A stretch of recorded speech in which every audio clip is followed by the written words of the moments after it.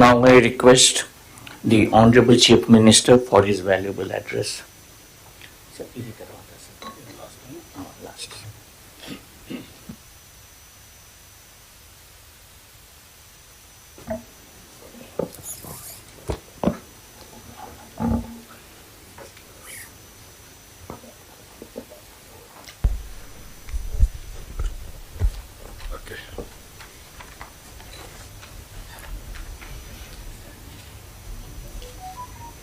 అందరికీ నమస్కారాలు.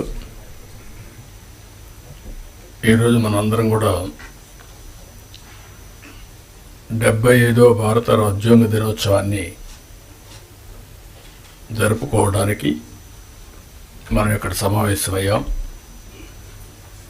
ఇది ఒక పవిత్రమైన రోజు, ఒక విశిష్టమైన రోజు కూడా. అందరికీ రాజ్యాంగ దినోత్సవ శుభాకాంక్షలు. ఇక్కడ మన రాష్ట్రంలో ఉండేవాళ్ళే కాకుండా ప్రపంచం మొత్తం ఎవరైతే భారతీయులు ఉన్నారో వారందరికీ కూడా శుభాకాంక్షలు. ప్రపంచంలోని అతిపెద్ద రాజ్యాంగాన్ని, అతిపెద్ద ప్రజాస్వామ్య దేశానికి పరిరక్షణ కలిగించిన రోజు. మన రాజ్యాంగాన్ని రాజ్యాంగ పరిషత్ ఆమోదించిన రోజు కూడా. ఇప్పుడే చాలామంది మాట్లాడారు.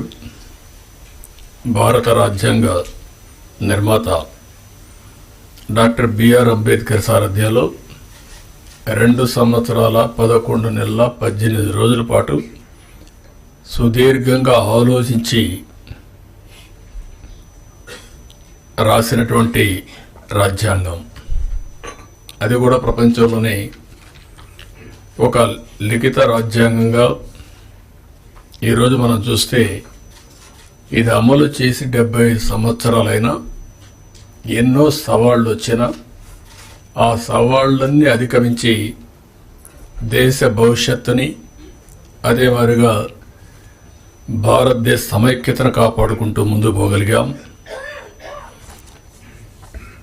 డాక్టర్ అంబేద్కర్ 125వ జయంతి సందర్భంగా 2015 నుంచి రాజ్యాంగాన్ని భారత రాజ్యాంగ దినోత్సవంగా జరుపుకుంటూ ముందుకు పోవాలని గవర్నమెంట్ ఆఫ్ ఇండియా నిర్ణయించడం. మనం రాజ్యాంగాన్ని సమర్పించిన రోజు ఈ రోజైనా మనం అందరం కూడా జనవరి 26 నుంచి మన రాజ్యాంగాన్ని పరిరక్షించుకున్న దినోత్సవంగా మనం ముందుకు పోతూ వచ్చాం. అయితే ఈరోజు మనం దీన్ని ఒక 2 అకేషన్లో గుర్తు చేసుకుంటున్నాం. స్వాతంత్ర దినోత్సవం జరుపుకుంటున్నాం. మొన్నటి వరకు జనవరి 26 రిపబ్లిక్ డే మాత్రం జరుపుకున్నాం. ఎన్డీఏ గవర్నమెంట్ వచ్చిన తర్వాత రాజ్యాంగాన్ని ఆమోదించిన రోజు కూడా మనం జరుపుకోవాలని నిర్ణయించడం అనేది చాలా ముఖ్యం. రాజ్యాంగాన్ని ఇప్పుడు మన అందరం కూడా మన మైండ్ని కంట్రోల్ చేయాలన్నా, కండిషన్ చేయాలన్నా ఏ రిలీజన్కి సంబంధించి ఆ రిలీజన్ రిమైండర్ కింద చేసుకుంటూ వస్తున్నాం. హిందువులు చూస్తే దేవాలయాలు పోతారు, భగవద్గీతను ప్రాక్టీస్ చేస్తారు. క్రిస్టియన్స్ని చూస్తే చర్చిలకు పోతారు, అక్కడి నుంచి ఏదైతే బైబిల్ ఉందో బైబిల్ని చేస్తారు. ముస్లిమ్స్ని చూస్తే ఎక్కడ మసీదుకి వెళ్ళి ప్రతి వారం కూడా మసీదుకి వెళ్ళి అదే సమయంలో ఖురాన్ని ప్రాక్టీస్ చేస్తూ ఉంటారు. అలాంటిదాన్ని మనం కూడా ఆలోచించాల్సింది. భారత రాజ్యాంగం అన్ని మతాలకు, అన్ని ప్రాంతాలకు, అందరికి కూడా ఒక పవిత్రమైన గ్రంథం ఇది. ఆ స్ఫూర్తిని కూడా ఒకసారి గుర్తు చేసుకోవాల్సిన అవసరం ఉంది. ఆ రోజు బ్రిటిష్ పాలకులు వచ్చినప్పుడు భారతదేశంలో వ్యాపారం కోసం వచ్చి అక్కడి నుంచి దేశాన్ని మొత్తం హస్తగతం చేసుకుంటూ పరిపాలన వాళ్ళు సాగించారు. మనమందరం కూడా ఒక వినూత్నమైన భావంతో ఎప్పటికప్పుడు ఆలోచించడం కూడా మానేశాం. ఆ క్రమంలో మనం చూస్తే ఎన్నో అవమానాలు, మరెన్నో అరాచకాలు, అంతకు మించి మనం ఒకసారి చూస్తే మనం ఏది చేతగాని వాళ్ళనే ఇంప్రెషన్ కూడా ప్రపంచానికి ఇచ్చే పరిస్థితి వచ్చింది. ఈ ఆలోచన విధానాన్ని కూడా మీరు ఒకసారి ఆలోచిస్తే చాలా సంవత్సరాలు, డెకేడ్స్ మనం సబార్డినేట్స్గానే ఆలోచించాం. ఎప్పుడైనా సరే ఒక్కొక్కసారి కొన్ని ప్రభావాలు ఎంత ప్రగాఢంగా పనిచేస్తాయంటే మనం వేరే దేశాలకు పోయి ఆ దేశాలతో ఉండే వాళ్ళతో సమానంగా మాట్లాడడం, మేము మీతో సమానంగా పోటీ పడగలుగుతామని చెప్పుకోలేని పరిస్థితి వచ్చే పరిస్థితికి వచ్చింది. అదే ఉద్దేశం ఆ రోజు కూడా మనం చూసినప్పుడు మీకు అసలు రాజ్యాంగం రాసుకోవడం చేతనవుతుందా అని అవహేళన చేసిన రోజు అది. అక్కడి నుంచి ఈ రాజ్యాంగాన్ని రాయడం కోసం మీరు ఒకసారి చూస్తే ప్రపంచంలో ఉండే అన్ని దేశాలని, ప్రజాస్వామ్య దేశాలన్నీ అధ్యయనం చేశారు. ఒక పక్క అమెరికా, ఒక పక్క Britain, Canada, Ireland, Germany, Australia, దక్షిణాఫ్రికా, ఫ్రాన్స్, రష్యా, జపాన్, ఇలా వివిధ ప్రపంచ దేశాలన్నీ స్టడీ చేసిన తర్వాత వాళ్ళ రాజ్యాంగంలో ఉండే బెస్ట్ ప్రాక్టీస్ అన్ని తీసుకొని అంబేద్కర్ గారికి ఉండే అనుభవంతో భారతదేశ కండిషన్స్ కూడా అధ్యయనం చేసుకొని ఒక దళిత కుటుంబంలో పుట్టినటువంటి అంబేద్కర్ గారు జీవితాంతం ఎన్నో అవమానాలు పాలయ్యారు. ఒక పక్క బానిసత్వం, ఇంకొక పక్క సమాజంలో కూడా అవహేళన, ఇవన్నిటి గురైన తర్వాత ఆయనలో ఉండే పరిపక్వత రాజ్యాంగంలో పూర్తిగా ఎక్కడికక్కడ కనపడే పరిస్థితి వచ్చింది. భవిష్యత్తులో వచ్చే సవాళ్లను కూడా ఊహించుకొని రాజ్యాంగంలో సొల్యూషన్స్ ఇచ్చాడు. ఒక రోజు 2 రోజులు కాదు. ఇంత మునిపే మన మిత్రులు మాట్లాడినప్పుడు చాలా పెద్ద ఎత్తున ఎక్సర్సైజ్ చేయడం, దీనికి మీరు చూస్తే 299 మంది విశిష్ట వ్యక్తులు కలిసి సభగా ఏర్పడి ఒక్కటిగా రాసినటువంటి మహోన్నత గ్రంథం మన భారత రాజ్యాంగం. వివిధ ప్రాంతాల నుంచి ఉన్నారు, వివిధ కులాల నుంచి, వివిధ రంగాల నుంచి అందరూ కూడా ఆ రోజు ఒకటిగా చేరి ఇది రాశారు. మన రాష్ట్రానికి వస్తే మనం గర్వించదగ్గ విషయాలు, జాతీయ జెండా రూపొందించిన తెలుగువారంతా గర్వించేలా వెంగళ వెంకయ్య గారు దానికి రూపకల్పన చేశారు. అదే మరిగా చాలామంది ప్రధాన పాత్ర కూడా పోషించారు. టంగుటూరి ప్రకాశం, నీలం సంజీవరెడ్డి, పట్టాభి సీతారామయ్య, దుర్గాబాయి దేశ్ముఖ్, వెంకట్రావు, కల్లూరు సుబ్బారావు, మోటూరు సత్యనారాయణ, ఎన్జి రంగా, సికే కేశవరావు, ఎం తిరుమలరావు, బొబ్బిలి రాజా రామకృష్ణరంగారావు, ఈ విధంగా ఒక 11 మంది ఆంధ్రప్రదేశ్ నుంచి కూడా రాజ్యాంగ సభలో సభ్యులుగా ఉండడం, ఈ రాజ్యాంగాన్ని రాసేదానికి దోహదం చేసే పరిస్థితికి వచ్చారు. అందుకే ఒక పక్క రాజ్యాంగానికి అధ్యక్షత వహించినటువంటి అంబేద్కర్తో పాటు దేశంలో ఉండే అందరిని ఒకసారి ఆలోచించుకున్నప్పుడు ఆంధ్రప్రదేశ్ ఈ గడ్డ మీద పుట్టిన వారిని కూడా మనం ఒకసారి తలుచుకొని నివాళులర్పించాల్సిన అవసరం ఉంది. ఈ సందర్భంగా ఇప్పుడే మన రాజ్యాంగం మీద కూడా ప్రమాణం చేస్తున్నాం. అందులో కంటెంట్ కూడా మనం చూస్తున్నాం. ఇందులో చాలా స్పష్టంగా సాంఘిక, ఆర్థిక, రాజకీయ న్యాయాన్ని ఆ రోజు కూడా ఇప్పుడు కూడా మనం మాటల్లో పెడుతున్నాం తప్ప అందరికీ సామాజిక న్యాయం చేయాలని, ఆర్థిక ఏ విధంగా ఆర్థికంగా ముందుకు తీసుకురావాలని, రాజకీయ ప్రాధాన్యత, సమతుల్యం పాటించాలి, అందరికీ న్యాయం జరగాలని చెప్పి చాలా స్పష్టంగా ఉంది. ఇంకొక పక్క ఆలోచన, భావ ప్రకటన, విశ్వాసం, ధర్మం, ఆరాధనలో స్వేచ్ఛని, ఇవన్నీ కూడా అందరికీ వచ్చే విధంగా చేయాలని, ఇంకొక పక్కన చూస్తే అంతస్తులోనూ అవకాశాల్లోనూ సమానత్వం చేకూర్చుటకు మనం ప్రయత్నం చేయాలని, వ్యక్తి గౌరవాన్ని, జాతీయతను మరియు అఖండతను తప్పక సంరక్షించాలని, ప్రియాంబుల్లో ఎంత స్పష్టంగా చెప్పారంటే ఇవన్నీ చెప్పి ఈ రాజ్యాంగాన్ని ఆ 299 మంది రాసుకుంటున్నామని కాదు, భారతదేశ పౌరులుగా మనందరం రాసుకుంటున్నామనే విధంగా ఆ రోజు రాజ్యాంగాన్ని సమర్పించే పరిస్థితికి వచ్చారు. అందుకే అంబేద్కర్ గారు ఎన్నోసార్లు ఆ రోజు రాశాడు ఓపెన్గా కూడా, ఎంత మంచి రాజ్యాంగం ఉన్నా దాన్ని అమలు చేస్తున్న వారు మంచి కాకపోతే అది చెడుగా మారుతుంది. అలాగే ఎంత చెడు రాజ్యాంగం ఉన్నా దాన్ని అమలు చేస్తున్న వారు మంచివారు కాకపోతే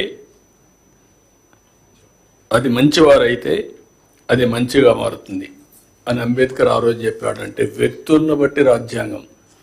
ఇప్పుడు మనం అందరం ఇక్కడ ఉన్నాం, ఆ రాజ్యాంగ ఫలితమే మనం ఇక్కడికి వచ్చాం. మీరు ఐఏఎస్ కావచ్చు, కొంతమంది రిజర్వేషన్లో కావచ్చు, మేము రాజ్యాంగంలో పొందుపరిచినటువంటి ఓటు హక్కు ద్వారా ఇక్కడికి వచ్చాం. వచ్చిన తర్వాత రాజ్యాంగాన్ని ఓసారి నెమరు వేసుకోవడం కూడా మర్చిపోతున్నాం. ఓసారి రాజ్యాంగాన్ని దుర్వినియోగం చేసే పరిస్థితి వస్తూ ఉంది. కానీ బ్యూటీ ఆఫ్ డెమోక్రసీ మనం ఒకసారి చూస్తే, ఓట్ అనేది ఒక పవిత్రమైనటువంటి సైలెంట్ రెవల్యూషన్. ఆ రోజు అంబేద్కర్ గారు ఇచ్చిన ఓటు హక్కు మీరు చూస్తే కొన్ని దేశాల్లో కొన్ని సందర్భాల్లో అందరికీ ఓటు ఇవ్వలేదు. పేదవాళ్ళకు ఓటు కొన్ని దేశాల్లో, పేదవాళ్లే కాకుండా కొన్ని వర్గాలకు కూడా ఓటు ఇవ్వని పరిస్థితి.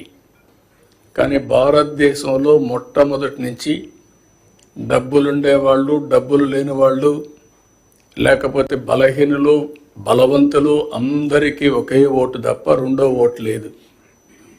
ఆ ఓటు ద్వారా ఈరోజు దేశంలో ఒక విధంగా చెప్పాలంటే రాజ్యాంగాన్ని మనం కాపాడుకోగలుగుతున్నాం. ఎప్పుడైనా సరే ఏ నాయకులైనా సరే అతిగా ప్రవర్తించినా, రాజ్యాంగాన్ని దుర్వినియోగం చేసినా మళ్ళీ కరెక్ట్ చేసే శక్తి ఓటర్స్కు ఉంది. అదే రాజ్యాంగంలో ఒక బలమైన శక్తి అని చెప్పి కూడా నేను మీకు తెలియజేస్తున్నా. ఇందులో అనేక సమస్యలకి పరిష్కారం చూపించారు. అదే సమయంలో ఇప్పటికే మీరు ఒక్కసారి చూస్తే అనేక సవాళ్ళు కూడా వచ్చాయి. ఎమర్జెన్సీ లాంటి చీకటి రోజులు కూడా వచ్చాయి. అదే మరిగా లాస్ట్ 5 yearsలో మన రాష్ట్రంలో కూడా మన సమస్యలు చూసాం. నేను ఎప్పుడూ 45 ఏళ్ళుగా రాజకీయాల్లో ఉన్నా, అవినీతిని చూసా, అసమర్థను చూసా, ప్రోగ్రెసివ్ పాలిటిక్స్ చూసా. అదే మరి కొంతమంది ట్రెడిషనల్ పాలిటిక్స్ చేస్తూ వచ్చారు. కానీ ఇలాంటి రాజ్యాంగాన్ని తమ చేతుల్లోకి తీసుకొని ఏ విధంగా ప్రాథమిక హక్కులను కూడా పూర్తిగా కాలు రాశారో మనం చూసాం. అంటే ఒక్కోసారి రాజ్యాంగంలో కూడా కొన్ని కాస్ట్లీ మిస్టేక్స్ జరుగుతూ ఉంటాయి, మామూలు మిస్టేక్స్ కాదు. కానీ ఆ సఫరింగ్ కూడా కొన్ని తరాలు, కొన్ని డికేట్స్ సఫర్ అయ్యే పరిస్థితి వస్తుంది. అయితే అల్టిమేట్గా ఎవరైనా సరే రాజ్యాంగాన్ని అతిక్రమించిన, రాజ్యాంగ స్ఫూర్తికి వ్యతిరేకంగా పనిచేసిన, నేను 2 words వాడుతున్నా. ఒక అవినీతి చేయడం మన బాధ్యతను మనం ఉల్లంఘించినట్టు అవుతుంది. అధికార దుర్వినియోగం చేయడం కూడా రాజ్యాంగ ఉల్లంఘనే. రాజ్యాంగం ఒక పవిత్రమైన ఆశయంతో మనకు ఒక బాధ్యత ఇస్తే, సమాజంలో ఒక గౌరవాన్ని, గుర్తింపునిస్తే, ఆ గుర్తింపుని ప్రజల కోసం మనం ఉపయోగించాలి తప్ప మన స్వార్థం కోసమో మన ఎగోతోనో మనం చేస్తే అది కూడా తీవ్రమైన నష్టాలు జరుగుతుంది.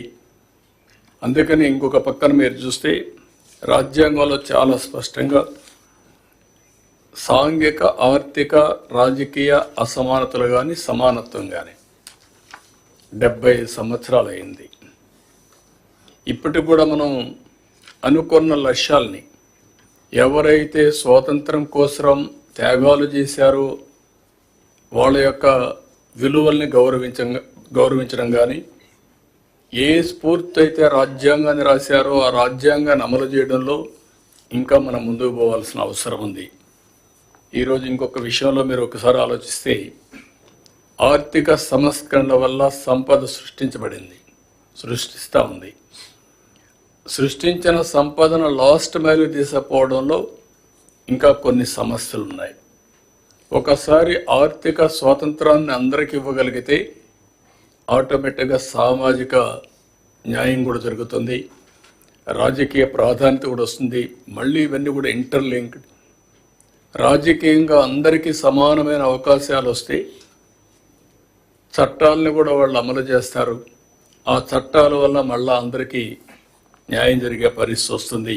ఇవన్నీ కూడా ఇంటర్లింక్డ్. 91లో ఆర్థిక సంస్కరణలు ప్రారంభించాం. ఈరోజు ఆర్థిక సంస్కరణల ఫలితాల వల్ల సంపద సృష్టించబడతా ఉంది. ఇంకా లాస్ట్ మైల్లో పేదరికం ఉంది. ఇది కూడా మనం అందరం ఆలోచించుకొని అలాంటి సమర్థవంతమైన ఆర్థిక విధానాలను మనం తీసుకొచ్చి ఏ విధంగా ఆ సంపదను మళ్ళీ పేదరిక నిర్మూలన కోసం, జీరో పావర్టీ కోసం ముందుకు పోతా మనం ఆలోచించాల్సిన అవసరం ఉంది. మొన్న కూడా మేము చూసాం, సోషల్ రీఇంజనీరింగ్ చేశాం. ఏదైనా సరే అందరి మనోభావాలు గుర్తుపెట్టుకోవాలి. అదే సమయంలో మనం కానీ క్యాస్టో లేకపోతే రిలీజియనో ప్రాంతమో ఇవన్నిటి పేరిట డివైడ్ అయిపోతూ ప్రమాదం వస్తుంది. ఇవన్నీ కూడా సమతుల్యం పాటిస్తూ అందరినీ సమానంగా గౌరవిస్తేనే ఈ రాజ్యాంగ స్ఫూర్తిని కూడా మనం కాపాడినట్టు అవుతుంది. ఇప్పుడు భారతదేశంలో మనం ఇంకొక విషయం కూడా ఆలోచిస్తే, ఇటీవల కాలంలో టెక్నాలజీ మనకు ఒక 20 సంవత్సరాలుగా ఒక హ్యాండీగా వచ్చింది. నేను ఎప్పుడూ చెప్తా ఉంటాను, బ్రిటిష్ వాళ్ళు పోతూ ఇంగ్లీష్ వదిలిపెట్టిపోయారు. రెండోది, స్వతహాగా భారతీయులు మ్యాథమెటిక్స్లో చాలా స్ట్రాంగ్గా ఉన్నాం. ఈ రెండు డెడ్లీ కాంబినేషన్ ఇన్ఫర్మేషన్ టెక్నాలజీ. ఇప్పుడు ఇన్ఫర్మేషన్ టెక్నాలజీ ఆర్టిఫిషియల్ ఇంటెలిజెన్స్కి వెళ్ళిపోయింది. ఇంకా మెచ్యూరిటీ వస్తూ ఉంది. Deep technologies in all walks of life వచ్చే పరిస్థితి వచ్చింది. సంపద సృష్టించడం చాలా ఈజీగా తయారయ్యే పరిస్థితి వచ్చింది. అందులో భారతదేశానికి డెమోగ్రఫిక్ డివిడెంట్ ఒక అడ్వాంటేజ్గా వచ్చింది. ఈ 75 సంవత్సరాల ఏదైతే రాజ్యాంగ దినోత్సవాన్ని మనం జరుపుకుంటున్నామో ఆ రోజు మనం ఆలోచించుకోవాల్సింది, మనకు ఒక డెమోగ్రఫిక్ డివిడెంట్ ఒక అడ్వాంటేజ్ వచ్చింది. కొన్ని దేశాల్లో ఏజింగ్ ప్రాబ్లం క్యాచప్ అవుతుంది. ఒక పక్కన ఆ దేశాలు ఏజ్తో సఫర్ అయినప్పుడు మన దేశానికి ఉండే అడ్వాంటేజ్ వల్ల ఈరోజు ప్రపంచానికే మనం సేవలు అందించే పరిస్థితికి వచ్చాం. ఈ విషయం కూడా గుర్తుపెట్టుకోవాల్సిన అవసరం ఉంది. ఆఫ్లైన్, ఆన్లైన్ ఇవన్నీ కూడా. అందుకని ఇలాంటి రాజ్యాంగ దినోత్సవాన్ని మనం జరుపుకుంటూ ఆ స్ఫూర్తిని ప్రజలకు నింపుతూ ఎప్పటికప్పుడు ఇవన్నీ గుర్తు చేసుకుంటూ నెమరు వేసుకుంటూ మన రాజ్యాంగం కోసం, స్వాతంత్రం కోసం పోరాడిన వ్యక్తులకి నివాళులర్పిస్తూ అదే సమయంలో మనం ఏ విధంగా చేయాలనో మనం ముందుకు పోవాల్సిన అవసరం ఉంది. పోయిన 5 సంవత్సరాలు కూడా ఎందుకు చెప్తున్నానంటే, నేను మర్చిపోదాం అనుకుంటున్నాను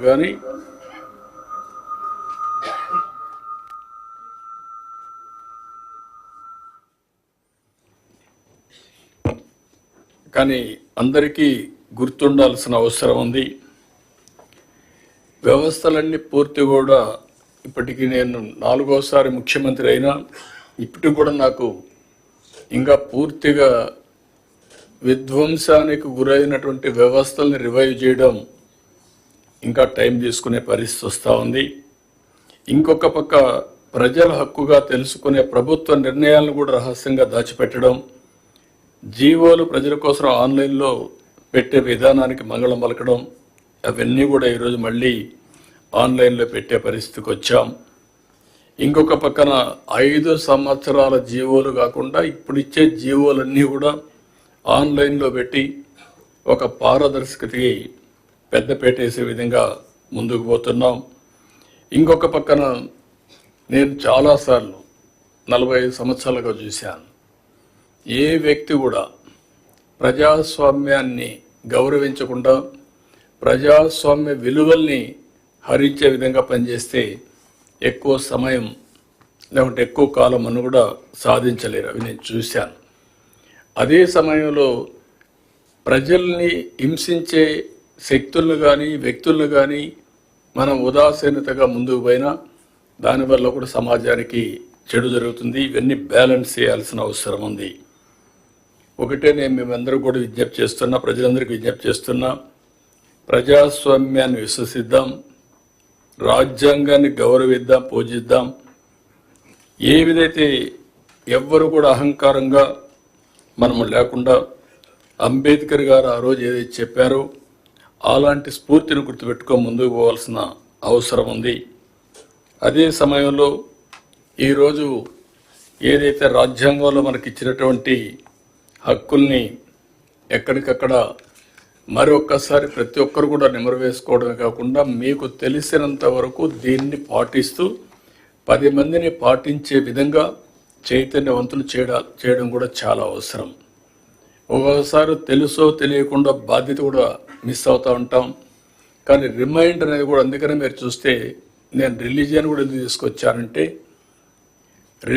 రిలీజియన్ అనేది ఒక నమ్మకం, రాజ్యాంగం అనేది యథార్థం. రాజ్యాంగంలో చేసే పనులు హక్కు వస్తుంది. నమ్మకంతో నేను హిందూయిజాన్ని ఆచరిస్తాను, ఆ వారసత్వాన్ని గౌరవిస్తాను, లెగసీ పాటిస్తాను, ఆ లెగసీ కింది వాళ్ళకు కూడా అందజేస్తాం. కానీ ఏ కులమైనా, ఏ మతమైనా, ఏ ప్రాంతమైనా రాజ్యాంగాన్ని సరైన స్ఫూర్తితో అమలు చేయగలిగితే తద్వారా మనకు మెరుగైన ఫలితాలు వస్తాయి. రెండోది కూడా సిఎస్ గారు చెప్పినప్పుడు ఇప్పటికే చాలా మార్పులు తీసుకొచ్చాం. ఒక రిటర్న్ కాన్స్టిట్యూషన్లో మార్పులు ఎప్పటికప్పుడు తీసుకొచ్చాం, కానీ ఆ మార్పులన్నీ మెరుగైన ఫలితాల కోసం తీసుకొచ్చిన మార్పులు కాబట్టి ప్రజలు ఆమోదించే పరిస్థితికి వచ్చారు. ఆ ఫలితాలు కానీ దుర్వినియోగం చేసే ఫలితాలు తీసుకొచ్చే సాహసం చేసుంటే మళ్ళీ ఓటు హక్కు ద్వారా